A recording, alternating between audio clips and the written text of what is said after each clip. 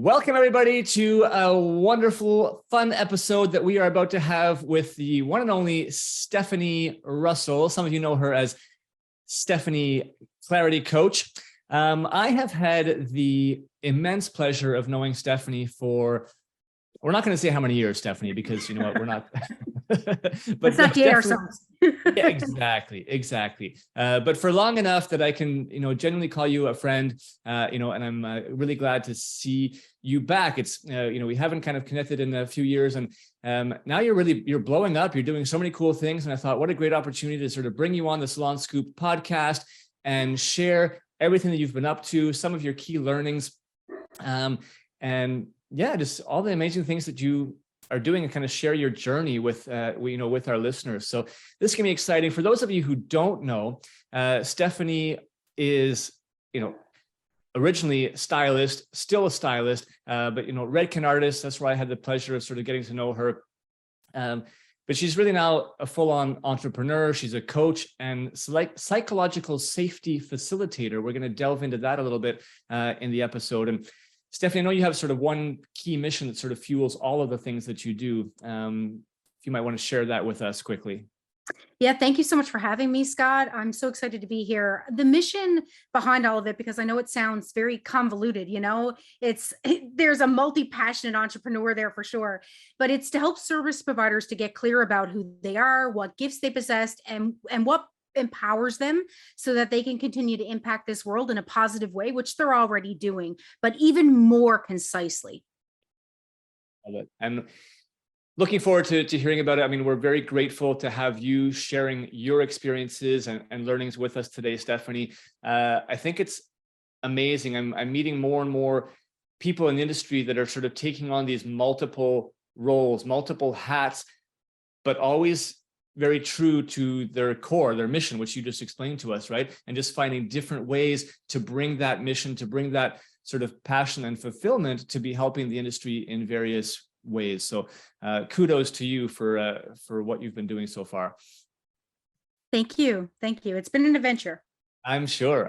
Well, let's, before we delve into that, we always hit all of our guests off with a little S.O.S signature question. So I would be remiss if I did not ask you this, Stephanie.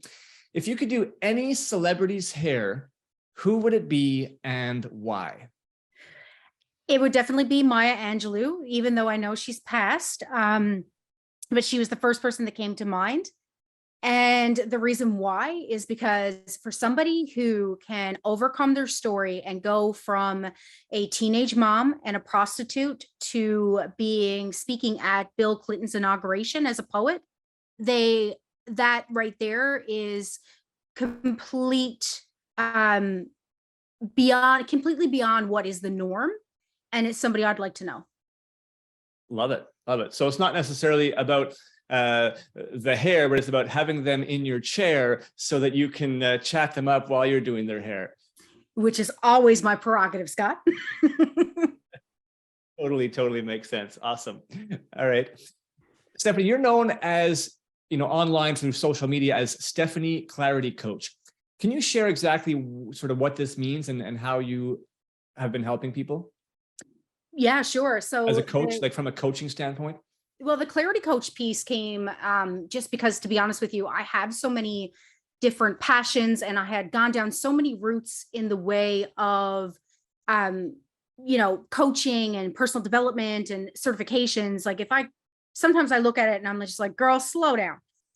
But when it came down to it, one of my clients said to me, this is what you do, because I couldn't really box myself into one label.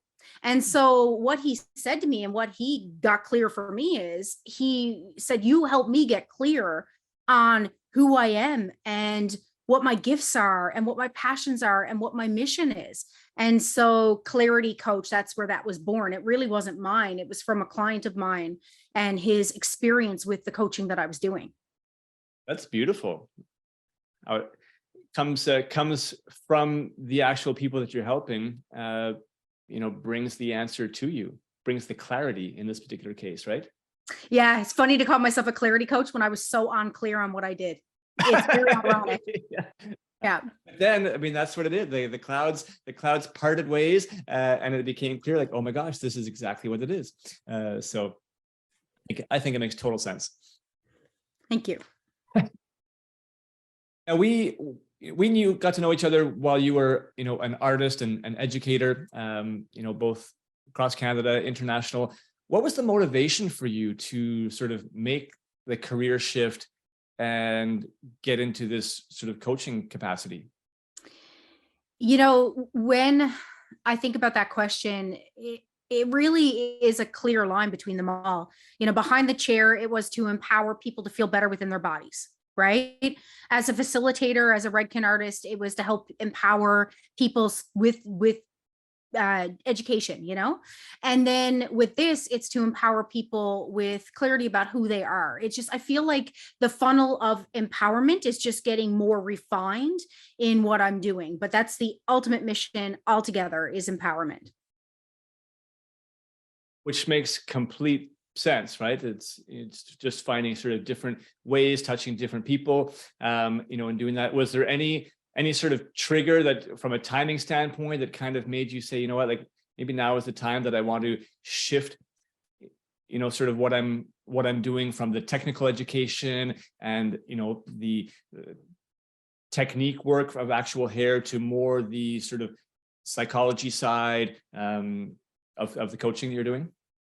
Yeah, that's an amazing question. So when I was 26 years old, I can't remember if it was 24, 25, 26. So whatever story, around that time, I attended a conference with Johnny Stellato, and he then became my coach. And at that conference, I sat there and I changed. It's a story too long for here, but I essentially changed my life with one conference. I moved back in with my parents. I broke up with the person I was with a very toxic relationship. And it was all from one experience and even one lesson in one day. And I realized at that moment how powerful somebody's words and guidance can be when it's hit at the right time. And so I had that in my mind. After that, I said, I want to do what he does. Like, I want to do for people what he did for me.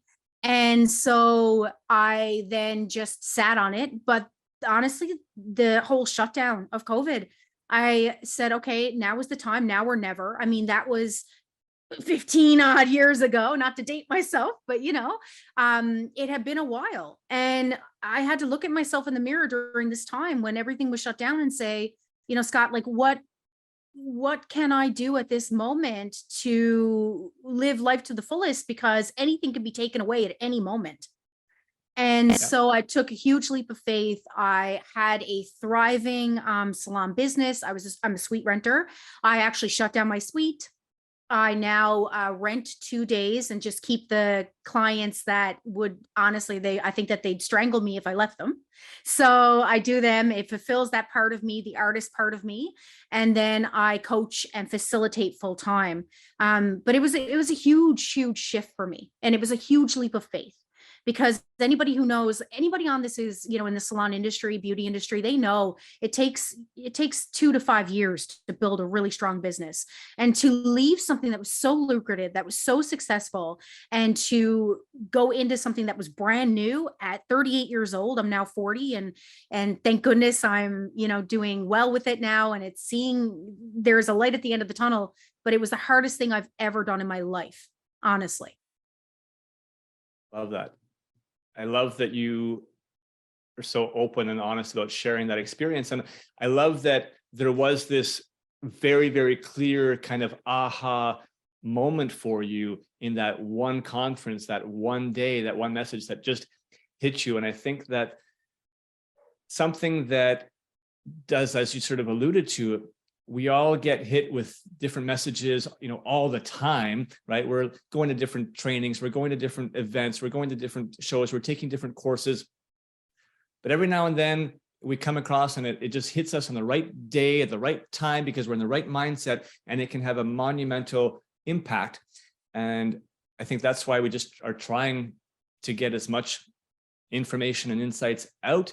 And, hopefully we'll have that experience of someone listening today, to your story and some of the things that you're going to share that might have that impact that sort of gives them the push that they needed to make an important change in their life. Yeah, thank you for that. When you said that, I was thinking playing baseball, you don't hit everything out of the park every time. But if you don't swing the bat, my husband actually said that when we first started dating. He said, because he had just had a recent breakup when we got together, and I was like, it's too soon. And he said, well, if I don't swing, I'll never hit it. And I was like, okay. So it kind of reminded me of that. If you don't swing, if you don't try, there's no way of hitting that home run. And so to your point, that's why we keep, and you do it too. Like, you're so great with your messages online. You just keep putting them out there, keep sending the message home, and eventually it'll hit home for someone. And at the end of the day, just that for me fills me up so much, just the idea that could happen. Yeah, likewise. I had a poster of Michael Jordan all throughout my sort of, let's say, late teens, early 20s, whatnot. And, it said you will always miss 100% of the shots that you don't take. Right. So it's exactly the same philosophy as if you don't take the swing, you're never going to get a hit. So you got to keep trying. So let's delve into this a little bit and sort of see, some of the things that are holding people back in the industry, today. What do you see as one of the biggest challenges that holds salon professionals back from achieving success in their world? It's simple and really deep. The stories they tell themselves, essentially.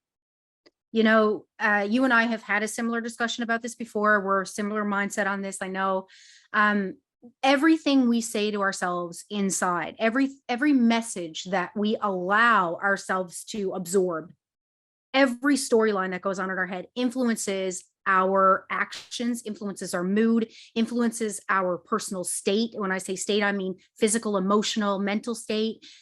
It's all the storylines we tell ourselves. And so if our storyline is that the industry is hard to make money in, well, you know what? That's going to be your truth.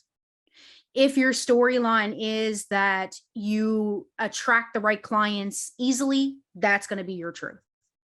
So essentially, as esoteric as it sometimes seems, but it's really not, it is everything that has happened in our lives is happening as a result of the story we tell ourselves. And I don't want to say everything, actually, I shouldn't be so global there, but the majority and the sum of it all is based on what stories we're telling ourselves and allowing into ourselves.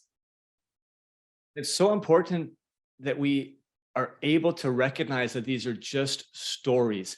They're not based on actual reality, and we can change that story. It sounds, it sounds way easier than it is, but it's the truth, right? I feel remiss if we don't say that, Scott. It's really ironic, but not, because this is how things happen. I had a conversation with my brother today, and I love our conversations because we really can, we have that safety there, that psychological safety of love between us, right? So we can get really deep, and we tend to have sometimes be on opposite viewpoints. And I love it because it gets me really clear in who I am, right? Having the conversation with him.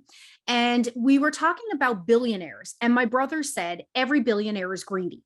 Every billionaire is evil, essentially, was the message. And I questioned him, and I was like, is that really true? And he gave me a few examples. And I said, I wish that I could say that I had an example of a billionaire right now that I could tell you was living through their heart. I can't right now, but I would be remiss to say that there were none. Right? Like that I'm sure that there's somebody out there. And he said, oh my goodness, Scott, maybe you can help me with this. Warner, what's his name? I know Tony Robbins talks about him a lot, and he's a big investor. Oh, Warren Buffett. Warren Buffett, thank you. And, Warren Buffett would be one of the more generous ones that we can think of, right? And then my brother said, yeah, but he's laid off so many people. Like he will just for the investment, just for the money, he will shut down a business, right? And that may be true. And I said, I said to my brother, thinking about it from a higher viewpoint, though, how do we know for sure that that's not the best thing that ever happened to the people involved? Right. And I know the first thing my brother said is like, don't gaslight this. And it was funny because I thought this is where I think toxic positivity comes in. I'm not trying to bypass that people were not affected by the fact that a business was shut down. It's not about that. It's about the fact that there are two sides to every coin, and we automatically often go to the side of how it negatively affects people. But I know for myself, speaking for myself and speaking from every single client that has gotten over something in my chair, every single coaching client that has gotten over something, not when they're through it, when they're in it, that's different, but when they're past it, everybody says the message is always clear that the hardest things we go through are also the most triumphant. And so when we look at it like that in this big picture point of view, and we can have both sides, right? That we can have the fact that it tore my life apart, and then we can also hold the story true that it put my life back together, right? And so if we can look at the dichotomy in all of it, in life and everything, that there's two stories always or more, then we get to choose the story, to your point, right? And so in that, it's like not every billionaire is evil. And we also are negating the fact that Warren Buffett also started more companies than he tore apart. So every job that he ever created, and this is one example, right? But Exactly. yeah, but it was a really good example that happened just today in conversation. Yeah, and to your point, if you have as your mindset and your story is that every billionaire is evil, then you go out looking for information to prove your own story, to kind of reinforce that. But to your point, there are multiple stories that exist, out there. So it just depends on which one you decide to stick to. But I think what's more important is actually not sticking with one story in your head, but recognizing that there's multiple stories, and you get to choose, right? So you might as well choose the one that's positive, because it's just a story anyways, right? And of course there are two sides to everything, but why would you choose the negative one if you have the choice presented to you, right? I think that's the biggest message that I always would try to dispel to people. So coming back to the salon industry and salon professionals, some of these self-fulfilling, let's call them negative stories, what are some of the ones that you see, that you often work with, that you see today, that people have sort of the wrong story in their head? Well, I've been working a lot recently with salon owners and with salon teams. So the past 2 years, I've developed a couple programs that have hopefully helped them to build stronger teams. And the biggest storylines that I find are that really hold people back are that people don't change. Right. And so, we're going in and as a facilitator, I'm doing my best to help them to see all the storylines. And it's really easy then to still get caught up in, I can do all this. If I change everything, they still won't change. Right. So what's the point? And so it's kind of two pieces there. It's that they won't change. So why should I? Right. And also that storyline keeping them stuck. So if I could change anything, it would literally be that. It's the holding the hope that things can get better, and that relationships can get better, and that together we can work through anything if we hold true to compassion in our heart, hold true to our values, and we give people the benefit of the doubt. Nice. Love that.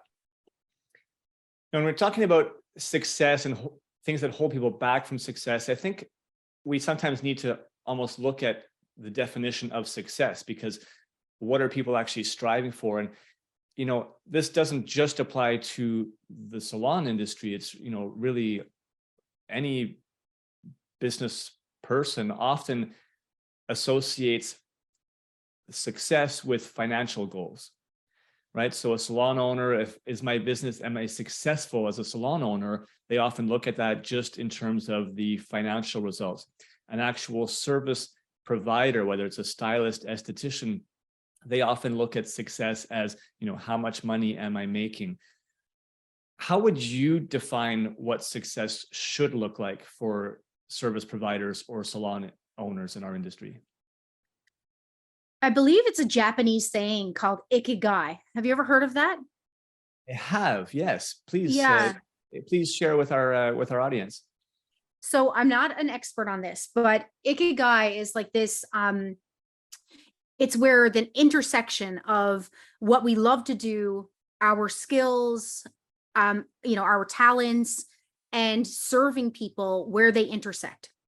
And what I love about the salon industry and the beauty industry is that it's really easy to encompass that, to find your ikigai within, because we have the service piece already, like the fulfillment, that fulfillment of serving others and making others feel good. That comes with the industry in general. And then our skill. I mean, the majority of people, if they're going to stay in the industry anywhere past a year, you have to have a love for it and a skill, because it is not easy to work on other people's appearances, which is so sensitive to people, and to get to the point where you're comfortable doing it and servicing clients, to get through that first year, that rough little period of that, where you're insecure and they may be insecure, and then you add it all together and it just is one melting pot of insecurity, right? And yeah, if you get past that, then you've already got the skill part, right? And you can continue to develop that. That's another piece. But, and then if you can find in there too how it fulfills you, if you can find that story, and if you can take that one piece, if you can create a story about how this right here fulfills me, providing this service, whatever it may be. I don't care if it's highlights, I don't care if it's waxing, I don't care what it is.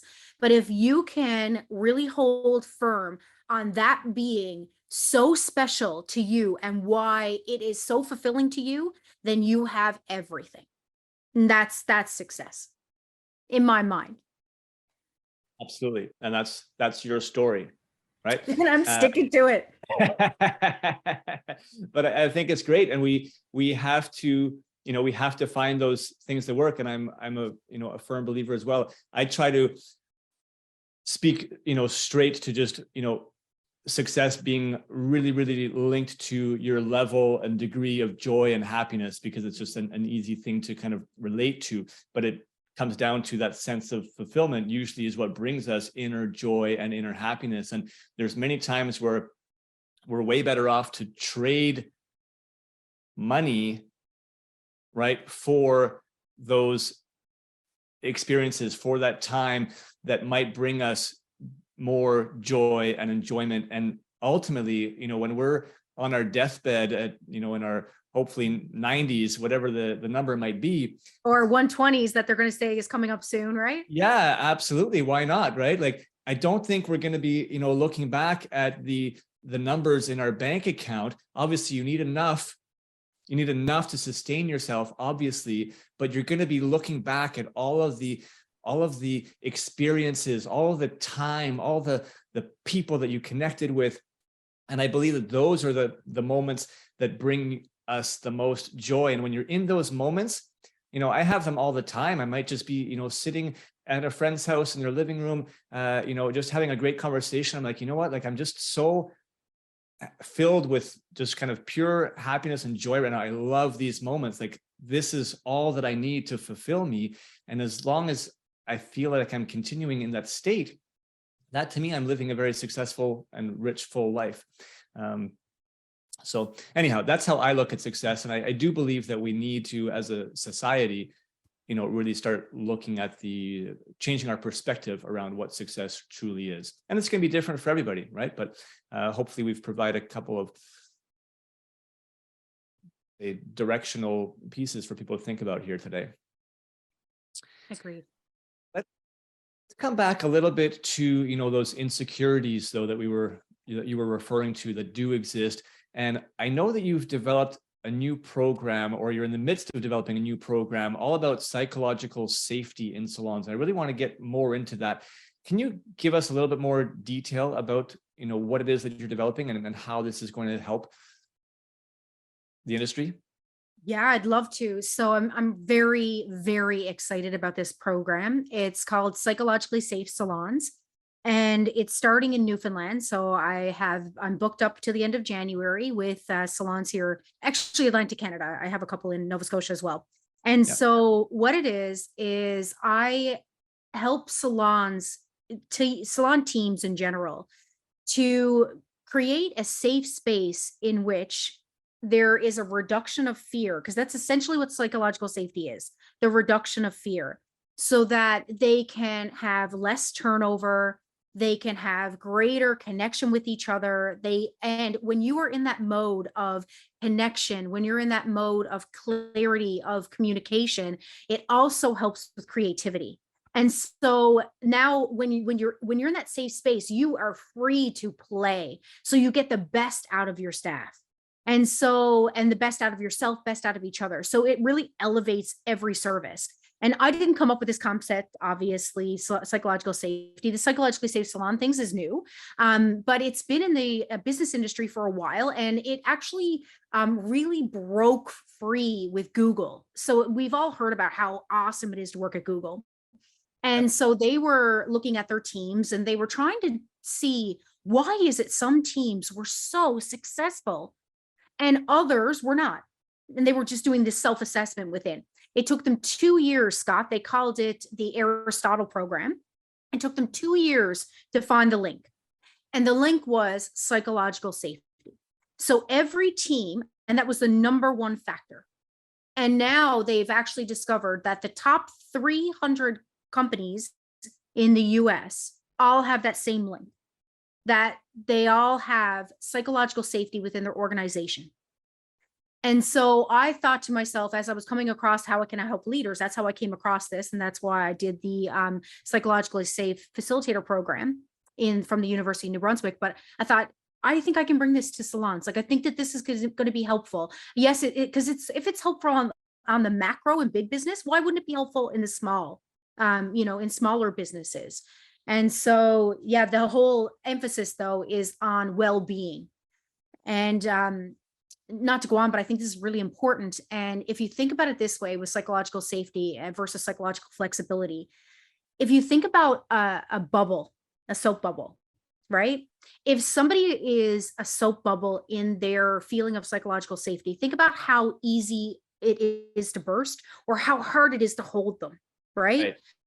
Whereas and then you have other people who are like a block of freaking ice, right? You try as you might, you're not going to get to the core of them because they have built up so many layers of what they think is safety so that you can't even get through to them. They're so rigid in their psychology.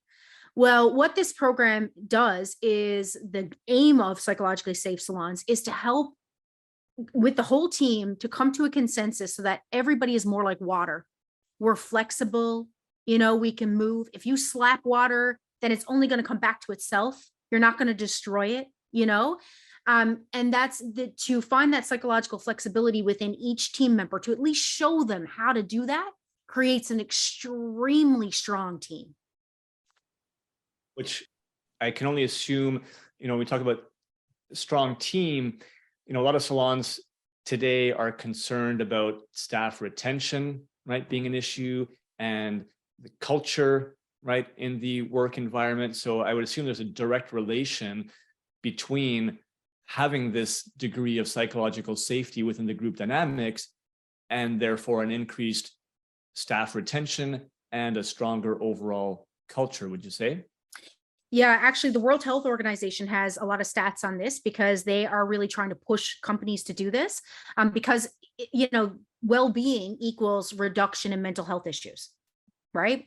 And so there's a 27% reduction in turnover. There's 50% more productivity with businesses who adhere to psychological safety. There's 76% more engagement, 29% more life satisfaction on the behalf of the service providers or whatever the employees are. 26% greater skills preparedness, 67% faster rate of learning. There's, I forget the stat, but it's much less absenteeism.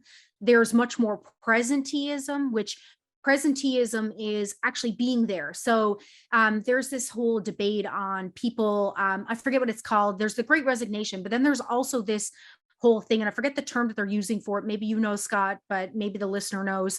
It's where people are, they're quiet quitting is what it's called. Yes, quiet quitting, where they're not really there, so they're just doing the bare minimum of what needs to be done, which we can have our own thoughts on that as a business owner, whether or not that if they're fulfilling their role, they're fulfilling their role. But how much greater is it when they're feeling fulfilled and therefore having a much greater service satisfaction for themselves and for their guests, right? So presenteeism, actually, that's the opposite of quiet quitting, where you don't just have a staff member who's punching the clock. You have a staff member who is there, they're present, they're fulfilled, they're excited to be there. And that's the environment that Psychologically Safe Salons is out to create. That's the mission. Amazing. Yeah, you need employees that are feeling engaged and fulfilled in what they do and passionate about what they do, because that's what leads them to deliver their best results. I mean, that's the same across any, not just work. It's, people who are passionate about being a chef or about playing an instrument or playing a sport. If you do it with fulfillment and passion, you're going to achieve your best results from it. So exactly. Amazing. If you kind of had a magic wand, right? What would you want to change for people in the salon industry to allow them to kind of, I guess, be open, to this and to live their best sort of fulfilled life inside of the vocation of the beauty industry? Well, if I had a magic wand, there might be a few things, but if we're going to narrow it down, it's not a genie with 3 wishes. You get one magic wand. Yeah, I'm going to bring it back again to these stories. I would love for people to even just acknowledge that they have them.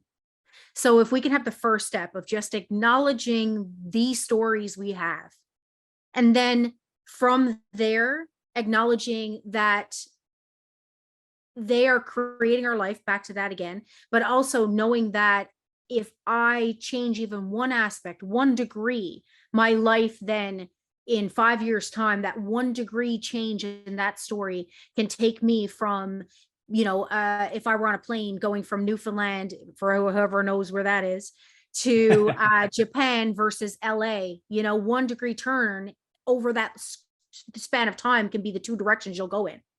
Right. So that was a very long answer to say, just back to the story, change the story, change your life.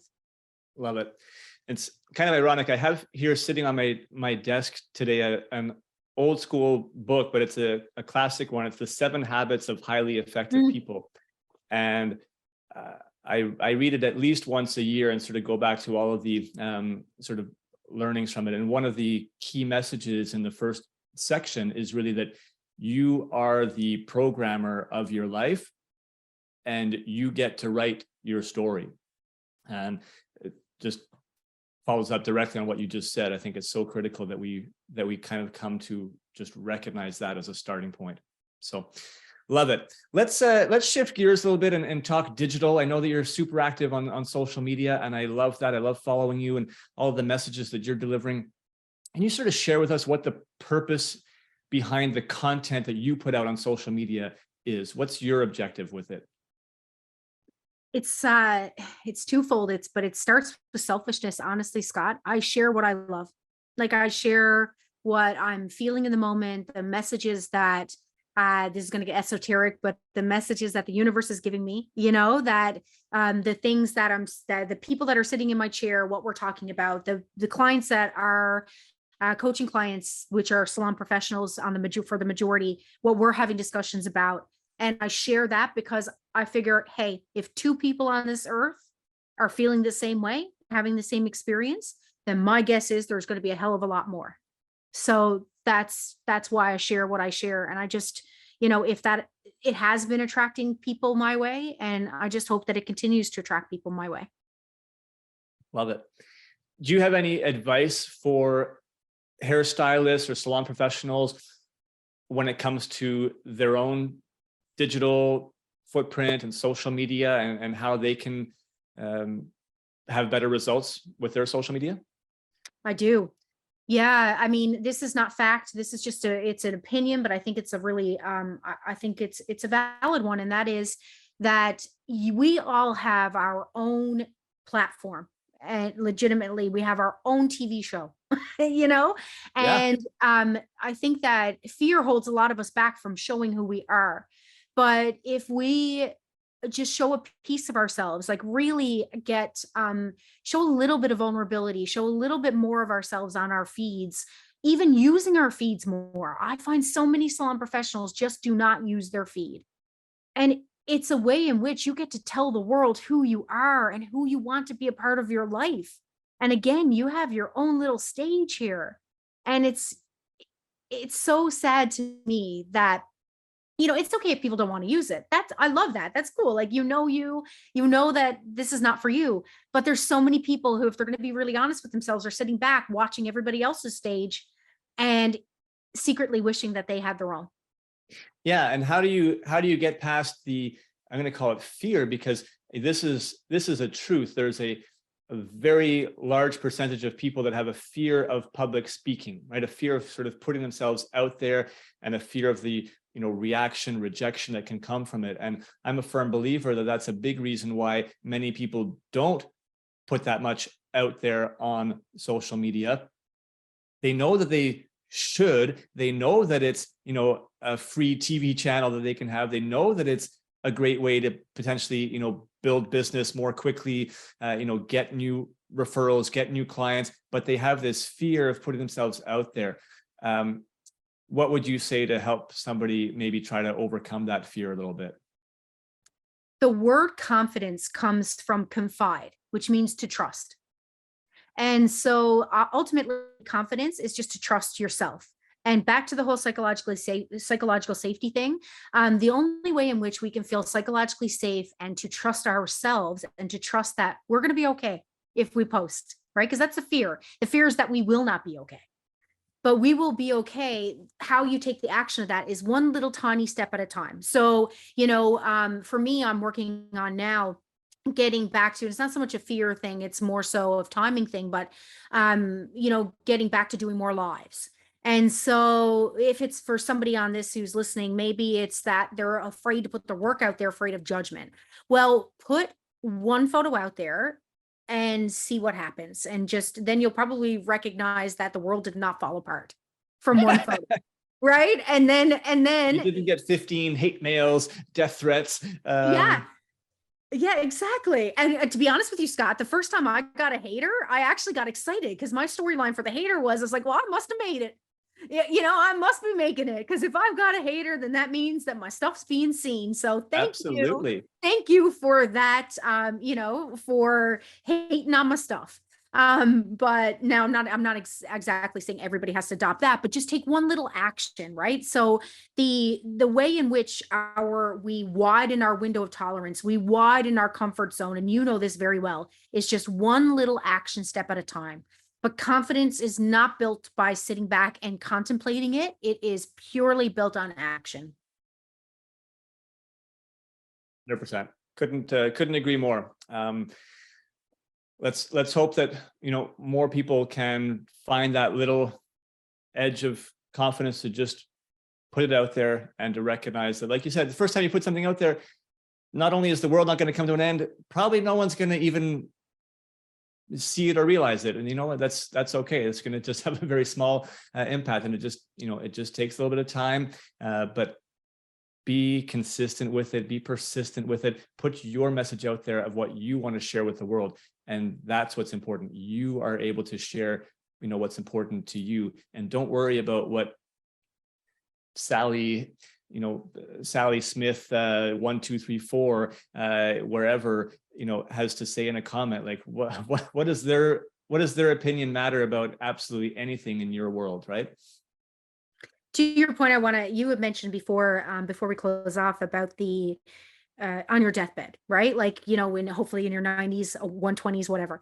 The truth be told is that the regret, when you actually hear about people there was a TED Talk actually specifically on an ambulance, a paramedic talk to people while they were passing away or just about to, or thought they were.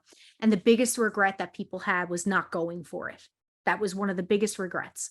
And so to that point, and I don't mean at all to, this is actually meant to be inspiring, is to that point, if you think about that, when you go to post and you start to think about comparison, you start to think about, what are they going to say about me? If you think about, what is my 90-year-old self going to say?